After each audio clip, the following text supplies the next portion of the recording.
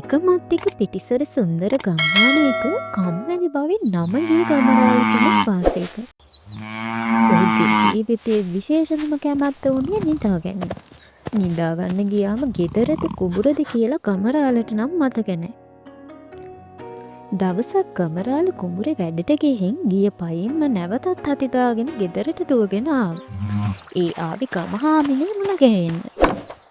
අන්න හාමිනේ අපේ ගමට දිව්‍ය ලෝකෙන් මහ විශාල ඇතෙක් ඇවිත් කියලා ගම්මු කියනවා. ඒ මොන පුදුමයක්ද? ගමරාල එහෙනම් ඔහෙටත් බැරිය දිව්‍ය ලෝකෙ ගොහින් එන්න. අපිත් සුනග්ගු නොවී යමු ඒ ඇත් රජා බලන්න. හැමෝම මේ දිව්‍ය ඇතා දෙස පුදුමයෙන් බලන් ඉද්දී ගමරාල මේ ඇතාගේ වලිග ඉරලුණා. ඒත් එක්කම මේ දිව්‍ය ඇතා ගමරාලත් එක්කම අහසට යන්න ගත්තා. ගමරාලත් ඇතාගේ වලිග එල්ලිලා දිව්‍ය ලෝකෙටම ගියා. වටේම රත්තරන් පාට මාලිගා. බැලූ ඇත මල් වැසි. බැලූ ඇත ලස්සන දෙවියන් දිව්‍යාංගනාවන් ඇවිදමින් ඉන්නවා.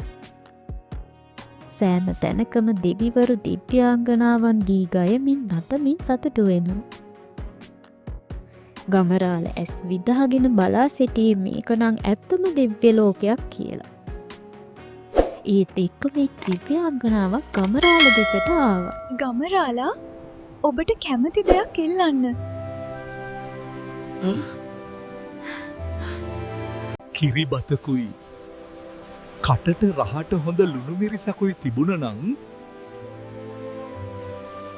මොහොතක් යන්නත් කලින් රන් තැටිවලින් කිරිබත් කැවුම් පැණිවලලු ආදි ගමරාල කැමති මේ දිව්‍ය භෝජන ගමරාලට ගෙනත් දුන්නා. ගමරාලටත් මේ දිව්‍ය භෝජන දැක්කාම උන් හිටි තැන් අමතක වුණා. ගමරාලට කෑම කන අතරතුර දිව්‍යාංගනාව පවන් සලනවා. ඒ අතරේ හදිසියේම අපොයි මේ මිනිස්සයා තාම නිදි. නින්දෙන් hina වෙමින් දිව්‍ය ලෝකයේ කිරිබත් කියලාත් කියවනවා.